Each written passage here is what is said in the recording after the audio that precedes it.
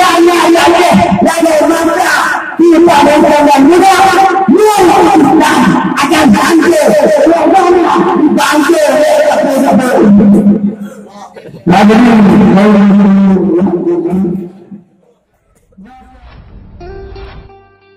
La ilaha illallah Muhammadun Rasulullah alaihi salam.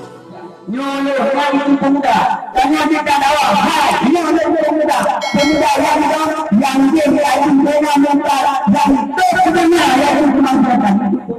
Nah, yang dulu ada bukanlah pemuda yang berada dalam hanya adu. Saya perayaan yang ada. Kena perayaan yang lama. Yang pemuda. Tapi pemuda yang berkata. Nyuluh pemuda. Pemuda yang berdiri yang akan menghentikan pemuda. Bukan pemuda yang minum narkoba. Bukan pemuda yang sudah yang babayi. Bukan itu pemuda. Itu pemuda. Bukan itu pemuda. Tapi ingat, pemuda yang akan pemuda yang membawakan Islam. Bukan Islam pemuda. Menghargai nama Nabi itu pemuda. Kau pemuda yang berdiri. Kau pemuda yang nyata. Bukan pemuda yang nyata. Islam ulama. Islam ulama. Dan semua dicoba itu.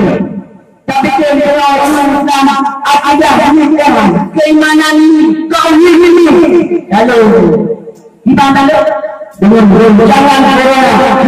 Jangan yaitu adib Allah luruslah pemuda Allah jangan masjid pakai masker bukan Allah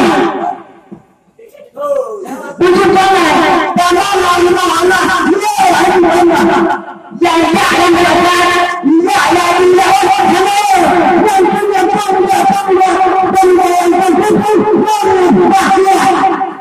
ingat kepada Allah. Menolong Islam.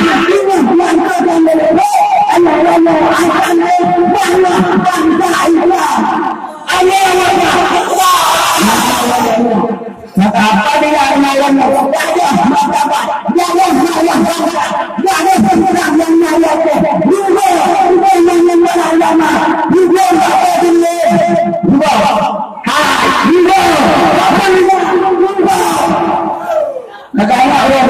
Anda kata hanya pemuda, hanya membangunkan Islam, lalu maka kita dengan mudah Islam akan bangkit.